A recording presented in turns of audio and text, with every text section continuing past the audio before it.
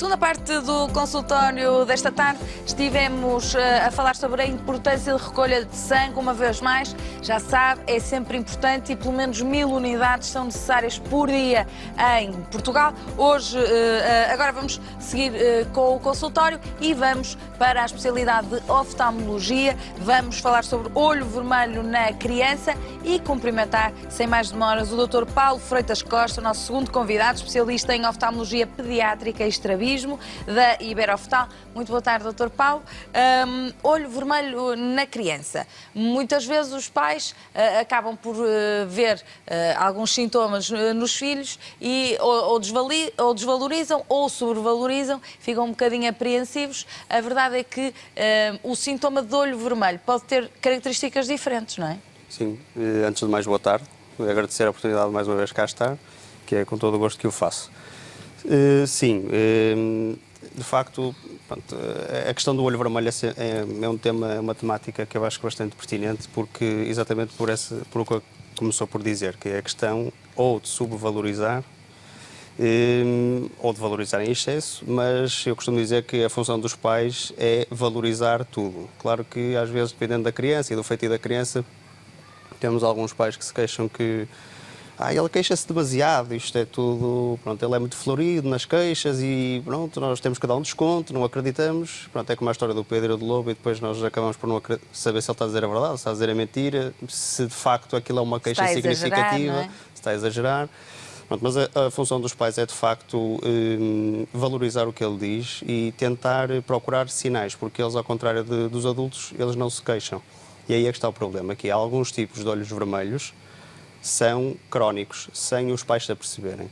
E, portanto, eles têm lesões indolentes por causa da patologia de base que lhe causa o olho vermelho, nós não nos apercebemos e às vezes pode dar sequelas para o futuro. Portanto, e isso convém falar de algumas coisas aí sobre isso. Claro que depois também há os olhos vermelhos agudos, como as conjuntivites, por exemplo. Portanto, há várias causas que podem estar exatamente na gênese desse sintoma, que é às vezes ter o olho vermelho. O olho vermelho é um sinal, não é? É um sinal. Ou seja, olhamos para o olho e ele está vermelho. É um sinal que tem sintomas, que normalmente o adulto vai se queixar que me pica, que me arde, estou a ver desfocado, tenho comichão. A criança queixa-se zero, normalmente, não é? E, portanto, nós olhamos, vemos que ele realmente até parece estar desconfortável e nós perguntamos se queixas-te de alguma coisa. Não, está tudo bem. Esta imagem que aqui está, por exemplo, claro que essa também é uma coisa importante, que é, mesmo nós, oftalmologistas, às vezes mandam-me uma fotografia e dizem, olha, o meu filho está assim. Está assim. E portanto, é importante nós avaliarmos devidamente no consultório. Claro que depois, às vezes, só pela história clínica, conversando com o pai, e pela fotografia pode-nos sugerir uma quando outra coisa. Quando já conhece a criança, não é? Mas o objetivo aqui não é olhar para a fotografia e dizer, olha, isto é sempre... Neste caso é uma conjuntivite, não é? Conjuntivite... Neste caso, estamos a ver uma mancha vermelha assim por todo, não é? Sim, não é exatamente. assim um raio propriamente vermelho, é mesmo uma vermelhidão. Existe um edema da pálpebra, a pálpebra está inflamada, está inchada. A própria conjuntiva, que é a mucosa do olho, que é transparente, normalmente nós olhamos para o olho é branco. É branco porque estamos a ver a esclerótica, à transparência da mucosa. Aqui o que estamos a ver é as artérias normais da conjuntiva, que normalmente é como se estivessem retraídas, são chamadas por causa daquela inflamação, o olho fica muito congestionado. E normalmente as pálpebras também estão inflamadas e as pestanas coladas com remela, que pode ser mais ou menos, porque há conjuntivites bacterianas, há conjuntivites víricas, umas cursam com mais secreção, outras com menos. Há uma coisa que é importante referir nas conjuntivites. Portanto, a conjuntivite bacteriana é muito comum, mas tem um curso completamente diferente dos pais. Às vezes os pais apanham a conjuntivite dos filhos e dizem, você já estou aqui há 2 semanas com isto e o meu filho foi 2 ou 3 dias. Por exemplo, a conjuntivite bacteriana... Porque depois muitas vezes podem pegar aos pais, não é? É por isso que depois há essa comparação. Num miúdo com 2, 3 anos, 4, é pouco comum eles terem uma conjuntivite que dure, por exemplo, uma semana e meia, 2 a passar. Muitas vezes está relacionada com a má circulação da lágrima do olho para o nariz. Portanto, a nossa lágrima é produzida no olho, é drenada pelo canal lacrimal para o nariz.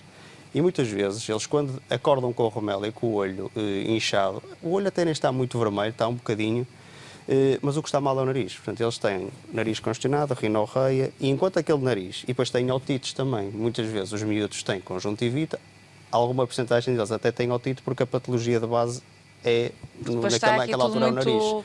Interligado, não é? Portanto, e a conjuntivite, para ser bem tratada, muitas vezes temos que lavar bem o nariz, portanto, e os cuidados de otorrino. Depois, claro, há as conjuntivites que são... Porque nestas casas, portanto, alguém nos conviventes com conjuntivite? Não, o miúdo acordou assim. E normalmente esses têm a ver com o nariz. E às vezes nem é preciso grande antibiótico, basta só soro fisiológico, lágrima artificial, cuidar bem do nariz e aquilo vai acabar por passar. Depois, claro, há aquelas... Mas há sempre um bocadinho de remela, não é?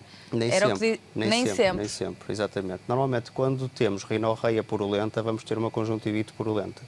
Mas podemos ter conjuntivites víricas, que também cursam podem cursar com ramela mais amarelada, que às vezes até são mais agressivas em termos de inflamação, mas que essas normalmente apanha a casa toda, não é? Portanto, o miúdo até apanhou de um amiguinho e essas, de facto, que normalmente até são bilaterais, podem ter um nódulo aqui junto à orelha que o miúdo se queixa, pronto.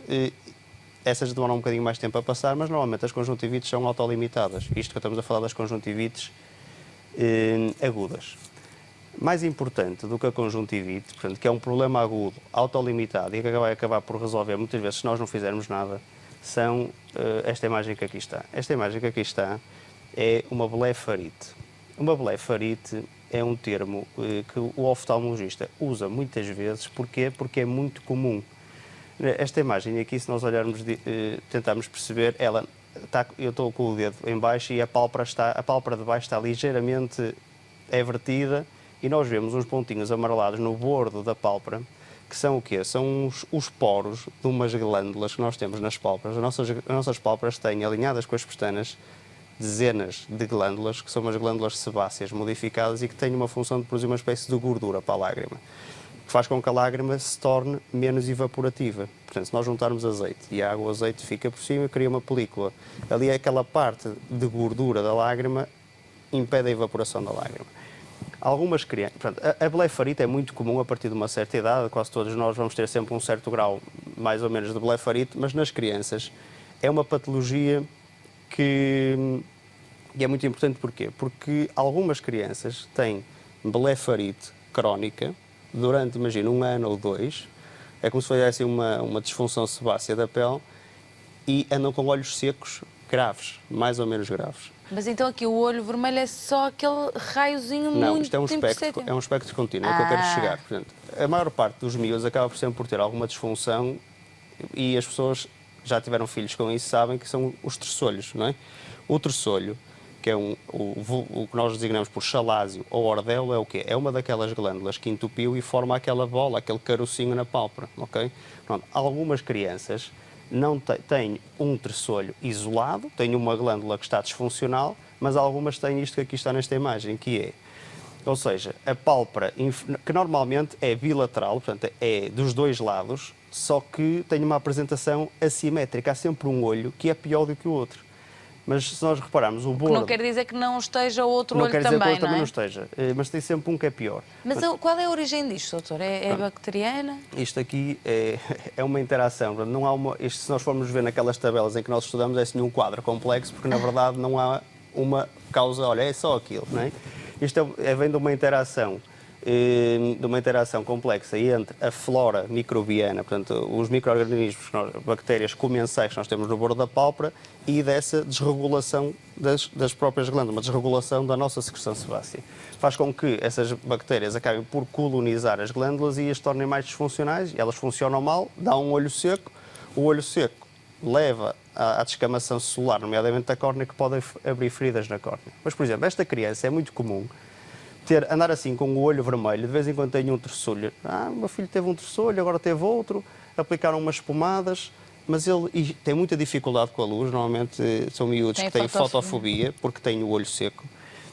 E andam assim para aí 6 meses, melhor, outras alturas pior, e só depois, quando nós os vamos ver, até já tem uma lesão na córnea. Porque se nós virmos na imagem anterior, aquela primeira que eu tinha, que o olho, esta, por exemplo, o olho aqui até está branco, certo? O olho está branquinho. Nem parece a mesma patologia, não é, doutor? Quem olha para uma e para outra... Mas esta miúda já está tratada, esta está sob tratamento. Porque se só repararmos ali a córnea, que é a parte transparente do olho, que é o vidro do relógio do olho, tem ali uma cicatriz branca, eu não tenho, ali abaixo da pupila. Sim, vê-se bem. Aquilo já é uma cicatriz de uma lesão que ela teve, certo? Portanto, ela teve uma blefaroconjuntivite com keratite, a keratite, ou seja, a inflamação da córnea, que teve ali uma ferida, que eventualmente já esteve infectada e precisou de ser tratada. Então, um terçolho, que nós vulgarmente chamamos por terçolho, pode ser bastante perigoso. Exato. Ou, não, melhor, o terçolho em si não é perigoso. O que é perigoso é assim, eu quando vejo uma criança que tem 1 ou 2, não é? É preciso avaliá-la na nossa maquineta, na lâmpada de fenda. Uns deixam, outros não deixam. Normalmente as crianças, eu costumo dizer que se portam melhor que os adultos. Pousam, o normal é eles pousarem lá bem o queixinho, portarem-se bem, dá para avaliar bem. É se ela não tem uma disfunção generalizada de todas as glândulas. E por acaso uma ou duas entupiu, certo?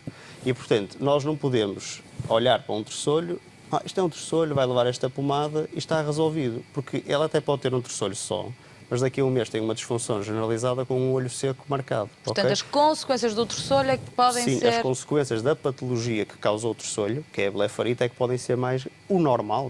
O normal é, a maior parte dos terçolhos não tem disfunção generalizada. Só que o problema é que em 10, se há um que eu deixo passar, ele pode ter problemas, ok? Portanto, é importante medicar, é importante avisar de alguns sinais e reavaliar em alguns casos, não é? Se passarmos outra imagem, se for possível...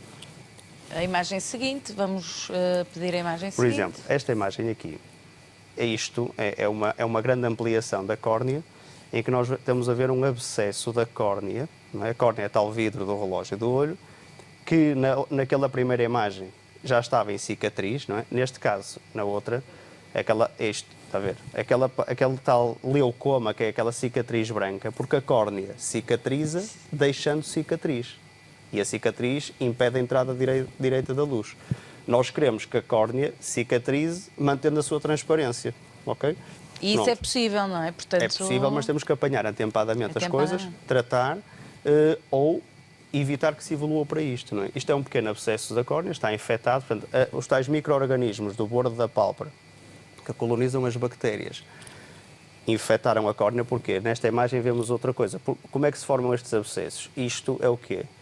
Isto é a córnea em grande ampliação e estamos a ver aqueles pontinhos todos amarelados, que é o quê? Aquilo são células epiteliais, portanto, as células primeiras, a primeira camada celular da córnea que descama, não é? Vai descamando células, aquilo é um corante que nós pomos no olho e que vai corar onde falham as células. E isto é uma porta de entrada para as bactérias, não é? Para além disso... Portanto, aos pontinhos correspondem as falhas, é isso? Exato, correspondem as falhas das células epiteliais e por ali entra uma bactéria e infecta o estroma da córnea, certo? Pronto. E portanto nós temos úlceras que precisam de ser tratadas.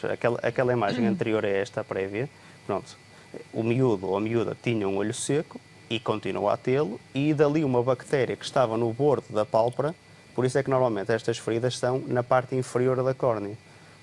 Como é o caso, esta é acabam por ser mais inferior do que na parte de cima. Onde a pálpebra está a tocar em direta à posição com a córnea, não é? Mas aquele abscesso é mais imperceptível, agora o olho ficar vermelho já não é. Portanto, sempre que o olho está... Exato, vamos lá ver. Aquela imagem daquele miúdo que tem os dois... Aqui é muito visível, não é? Aqui, normalmente, o pai, ele anda assim e tal, mas às vezes, porque há alturas que ele anda melhor, que isto tem muito a ver com o calor, com a exposição solar, tempo de telemóvel, tempo de monitor, ou seja, causas que agravam o olho seco podem nos deixar mais ou menos sintomático. Alimentação, ok? Pronto. Também um dos sintomas neste terçolho, vamos dizer assim, que tem o outro nome mais complicado, também dá comichão, ou não? Sim, estes miúdos, muitas vezes, os pais dizem que ele tem alergia, porque eles têm períodos em que andam piores. Quando o tempo está mais quente, eles andam piores. Porquê? Porque tem mais olho seco, porque a lágrima evapora mais. Lá está, não tem a tal camada de gordura. Depois ligam às alergias. Exatamente. Erradamente. E muitas vezes há miúdos que andam categorizados como alergias, que andam mal no tempo seco. Eu costumo dizer que é quando a roupa seca mais facilmente cá fora é quando os miúdos andam piores, porque o tempo está tem menos umidade, mais vento, a lágrima evapora muito mais facilmente. E muitas vezes estes miúdos, pronto, não se queixam. Se nós pudéssemos queixar-nos por eles queixar-se-iam de comichão, dificuldade visual, sensação de corpo estranho, parece que tem areia dentro do olho. Por isso é que eles muitas vezes piscam. E andam assim, não é? E os pais às vezes apercebem-se da tal lesão branquinha, da lesão da córnea. E vêm por causa da lesão da córnea, mas o miúdo já anda nisto há uns meses, ok? Portanto, evitar aqui, mais se vale... puder passar a outra imagem. Sim, a anterior? Sim, isto aqui tem outra consequência, que é a criança vê muito, muito mal com isto. Ok? Portanto, porque é que nós, quando estamos debaixo d'água, sem óculos, vemos mal, vemos tudo baço? Quer dizer, conseguimos ver que está ali uma escada ou as pernas de uma pessoa que estamos a nadar debaixo d'água, mas não vemos bem. Porquê? Porque nos falta a interface entre o ar e a água da lágrima. Portanto, fica água, tudo água. Pronto. Portanto, esta interface entre ar e água é importante para a refração dos raios luminosos. Um olho seco grave como este deixa de ter a película da lágrima, a pessoa vê muito desfocado. Induz astigmatismos chamados irregulares, que não são passíveis de corrigir com óculos. E imaginemos nós que esta criança tem 4 anos e vai andar mal assim durante 2 ou 3 anos. Este miúdo pode desenvolver uma ambliopia. Já se falou várias vezes cá, portanto, naquela fase da vida, que é uma fase importante para a maturação do sistema nervoso central da visão, ele vê mal. Portanto, estes olhos secos, vamos ver, até ver, tem um astigmatismo, depois vamos ver, ele tem um olho seco, tratamos e o astigmatismo desaparece, ok? Pronto, e portanto é muito importante tratar estes miúdos. Pronto, podemos falar de outras coisas agora, mas esta patologia é muito, eu acho que é a patologia mais importante de falar hoje. E temos que deixar este alerta, porque de facto a oftalmologia, nomeadamente nas crianças, evoluiu ao ponto de haver rastreios importantes, portanto não esquecer, não é porque também estamos em época de pandemia que devemos desvalorizar aquilo que nos pode parecer um olho seco, ou que nos pode parecer um olho vermelho, um mero terçolho, porque, na verdade, nós não somos os especialistas e queremos o melhor para os nossos filhos. Claro. Não ter aqui aquela tentação de rapidamente tentar medicar e dar conforto aos nossos filhos, porque podemos estar a escamotear aqui um problema mais grave, não é? É verdade. Próxima patologia. Aquela imagem que tinha ali que parecia o que as pessoas chamam, o meu filho parece que tem uma gelatina no olho. O que é isto que aqui está? O olho aqui até já está mais branquinho, porque ele já esteve mais vermelho. Aquela vermelhidão não é tão evidente. Aquela vermelhidão localizada, normalmente este olho não é muito vermelho. Isto é uma conjuntivite alérgica. Aquela gelatina que ali está, chamam-se uns nódulos de trantas, que são uma acumulação de células inflamatórias, como eosinófilos e mastócitos, que se acumulam ali na região do limbo entre a córnea e a esclera. E estes miúdos, muitas vezes... Mas na parte superior, então? É igual. Normalmente este é só um exemplo, normalmente não é? Toda a volta. A exceção era uma imagem que eu tinha lá que estava focadinha, que eu achei que era bom para perceber. Pronto. Estes miúdos, o principal sintoma é, de facto, o coçar. Coçam muito o olho. Portanto, estes miúdos, chega à altura... Se for uma conjuntivite sazonal, alérgica, uma alergia sazonal, muitas vezes são miúdos que têm um espectro da atopia. Eles podem ter pele atópica, hiperreatividade brônquica ou asma, podem ter conjuntivite, rinite, sinusite. E há um dos sintomas que normalmente é mais predominante, ou é o nariz. Há miúdos que só têm conjuntivite e acabam por não ter nada, ou passam até mais tarde na vida. A conjuntivite alérgica é importante porque controla-se. Claro que há formas de alergia mais leves e outras mais graves. Esta que aqui está, por exemplo, é uma forma grave, chama-se uma conjuntivite vernal, em que a inflamação recorrente ao longo do tempo vai criando. Isto é uma pálpebra virada ao contrário. Okay? Uma pálpebra superior virada ao contrário. Estamos a ver a parte de dentro, que devia ser lisinha. E aquilo parece pedra da calçada. Portanto, estão a imaginar como é que aquela conjuntiva tarsal, portanto, a parte de dentro da pálpebra, nós, quando piscamos, passa aquilo na córnea e pode abrir feridas que podem ser mais ou menos graves. E estes miúdos, as conjuntivites vernais, são formas graves de alergia.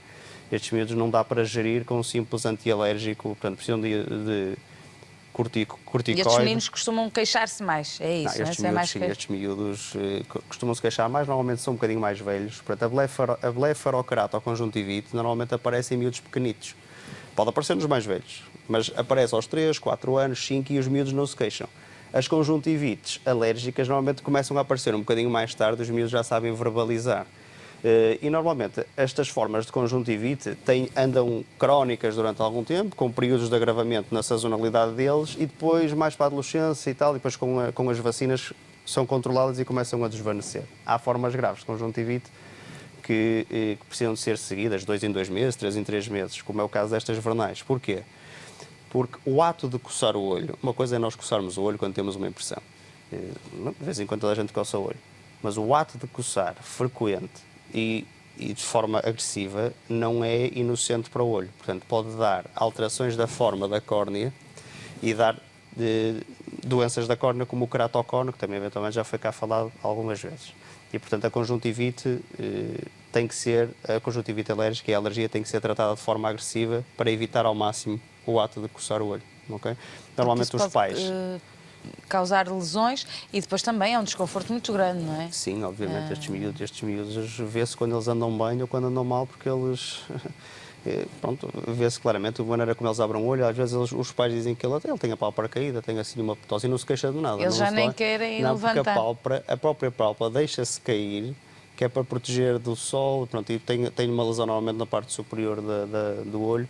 E, portanto, mas os pais depois, entrando no esquema e percebendo a patologia, são já estão muito mais bons, atentos, sim, exatamente, a controlar e a medicar. Nós fazemos um esquema a longo prazo, fazemos calendários para sabermos quantas vezes é que ele precisa de medicação em SOS, e estes miúdos depois controlam-se relativamente bem. Muito bem, mas ainda nos falta falar aqui de outra patologia também que, sim, podíamos falar na altura, aqui no mundo infantil, que pode afetar as crianças. Sim, quer dizer, temos muitas mais patologias. Eu gostava de falar de uma coisa que é muito perigosa, entre aspas, e pode dar uma panóplia muito grande para o olho, que é raro, isto não é frequente, mas quando acontece é desastroso, que é o herpes, não é? Pronto, o vírus do herpes o vírus do herpes é uma infecção que está disseminada na população. Muitos de nós temos, se fôssemos fazer anticorpos para o herpes, temos anticorpos para o herpes, até podemos nunca ter tido manifestação de herpes labial ou gengiva ou estomatite, e a primeira manifestação de um herpes até pode ser num olho, ok? Pronto. E tudo isto se vai confundir, portanto, no dia-a-dia, por mais bem treinado que esteja o pediatra, o oftalmologista que não lida tanto com isto, ou o médico de família, distinguir uma conjuntivite normal, vírica por um adenovírus, ou uma blefaroconjuntivite, de uma lesão de um herpes, assim, sem avaliar a criança numa lâmpada de fenda, é complicado. E mesmo a avaliação inicial também é complicada para nós, porque normalmente este miúdo, quando vem à nossa consulta a primeira vez, normalmente de urgência, ele não se deixa observar já tão bem como os outros que eu dizia que se portavam bem, porque ele tem dor. E vai de urgência porque? Porque tem dor, fecha o olho, pronto, o pai nota que qualquer coisa. Mais, sim, exatamente, mais vincado. E mais exatamente. Vincado. Isto nós estamos a ver aqui já é o estado pós-tratamento, isto é uma sequela, mais uma vez, vocês veem ali a córnea, e vem cá uma cicatriz mais pequena do lado esquerdo e superior, depois uma grande que intercepta completamente a pupila. Portanto, este miúdo vê mal deste olho. É capaz de ver, por exemplo, 40%, 30%, dependendo depois do que nós conseguimos fazer com os óculos. Mas está aqui no âmbito do olho vermelho porque é um dos sintomas? Exatamente, porque a apresentação inicial de um herpes, de uma queratite por herpes, uma queratite é uma infecção da córnea por herpes, pode ser uma simples conjuntivite. E a maior parte das gotas que, pronto, com toda a boa vontade e conhecimento que as pessoas medicam, olhando para uma fotografia, por isso é que eu não gosto de medicar uma conjuntivite, quando me mandam uma fotografia, porque eu não sei, claro que eu consigo, pronto, ver se a córnea está mais ou menos transparente, mas quando não consigo ter essa percepção, nós vamos medicar uma conjuntivite, apesar de muitas delas serem autolimitadas, vamos medicar pelo conforto que aquilo traz. E, portanto, vamos medicar com um bocadinho de corticoide. E o corticoide é explosivo no herpes. O corticoide, sem o antivírico associado, ou melhor, o corticoide é fundamental para tratar uma infecção por herpes no olho, mas é no timing certo. Medicar com corticoide um olho que está infectado por herpes pode ser dramático, não é? E depois podemos ter uma coisa que cicatrizava sem deixar problema nenhum, para ter uma daquelas cicatrizes que nunca mais lá sai, não é? Mas então, por exemplo, se os pais têm herpes, ou se sabem que têm herpes, costumam ter herpes labial, têm que ter também muito cuidado com os filhos. Obviamente, claro. Certo? Claro, sim, sim. Consigo próprios, porque sabemos Claro, que obviamente, quando nós não temos- deixa de ser um vírus que depois pode afetar outras Nós sabemos zonas do que corpo. o vírus do herpes, claro, nós que quando temos as lesões labiais pelo herpes tentamos, quer dizer, não vamos dar beijinhos e essas coisas, mas o herpes pode ser transmissível mesmo nós não tendo a lesão é muito evidente, transmissível, não é? E, portanto, tem uma transmissibilidade fácil, alta.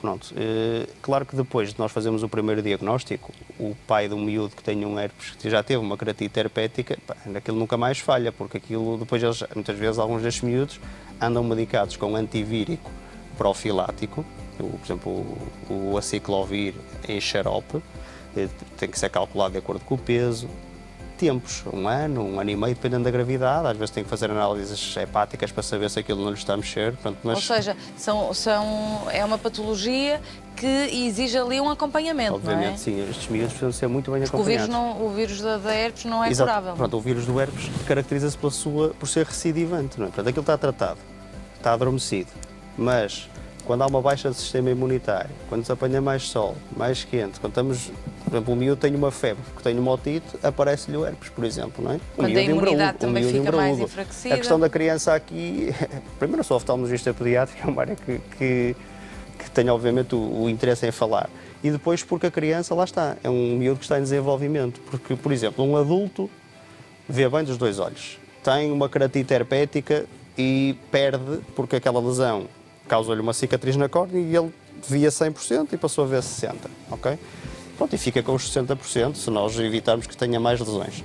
Mas uma criança que está em desenvolvimento, tem 3 anos ou 4, com as dificuldades de diagnóstico que às vezes acontece, vai ter uma lesão de um herpes e tinha todo o potencial para desenvolver 100% e aquela já não lesão vai em si, chegar lá, não é? mas nem é o problema, não é esse. O problema é que, sim, não vai lá chegar, mas aquela lesão tira-lhe, naquele momento, imaginemos nós 20% ou 30% de visão.